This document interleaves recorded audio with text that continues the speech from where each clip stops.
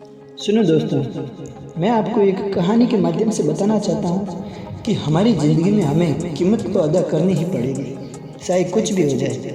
क्योंकि प्रकृति का एक नियम है कि कोई कुछ भी हो, सबके लिए समान है, कभी बदलते नहीं अथवा बदले भी नहीं जा सकते। जैसा कि आप लोग देखते हैं कि किसी सपने देखने वाले मनुष्य को सालों साल वह सपने देखता है, लेकिन प्रकृति को कभी उस पर दया नहीं आती। प्रकृति ऐसे आदमी को वैसे ही सपने देखते रहने देती है, लेकिन जिसका सपना वह देखता है वह चीज़ प्रकृति उसे कभी नहीं देती। क्योंकि ऐसा नियम ही है इस प्रकृति का कि सिर्फ सपने देखने वाले आदमी को कुछ नहीं देना। लेकिन सपने देखना भी कुछ कम जरूरी नहीं दोस्तों, क्योंकि दुनिया के सभी सफल लोगों ने सफल होने से पहले सपने देखे थे।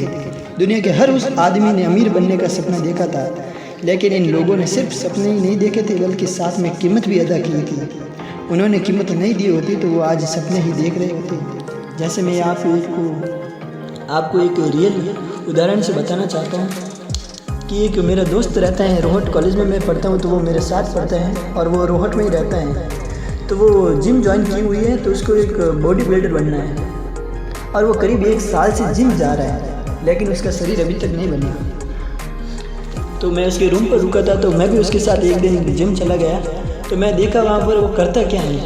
वो जाता तो है डेली जिम, लेकिन वो शाम के टाइम जाता है और वो उस समय जाता है, सभी उनके दोस्त आते हैं वहाँ पर और वो 10-15 मिनट डेली आज के और कल क्रिकेट मैच हुई उसके बारे में और न जाने कौन सी बातें करते रहते हैं दोस्तों के साथ। और 10-15 मिनट ऐसे ही चले जाते हैं और उसके पास रहते हैं 45 मिनट। फिर वो एक्सरसाइज करने लगता है, तो उसके पास चारों तरफ आईने लगे हुए हैं जिम में।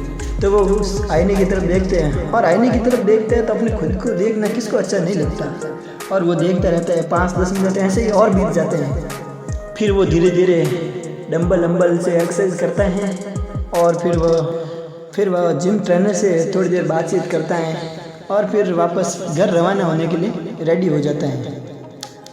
तब वो वापस एक बार आईने की तरफ देखता है और अपने हाथों को बालों में फेरता है और शर्ट वगैरह ठीक कर लेता है।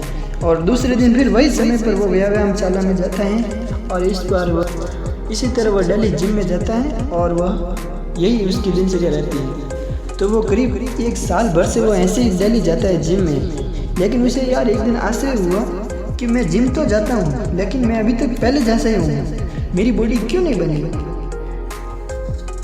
लेकिन उसको नहीं पता कि प्रकृति का एक नियम है कि प्रकृति को उस पर कभी आश्चर्य नहीं होता और ना ही बुरा लगता है, क्योंकि प्रकृति को चाहिए कीमत, मेहनत और पसीना। ये दिए बिना आदमी को कोई भी कुछ भी चीज़ वास्तव में हासिल नहीं कर सकता।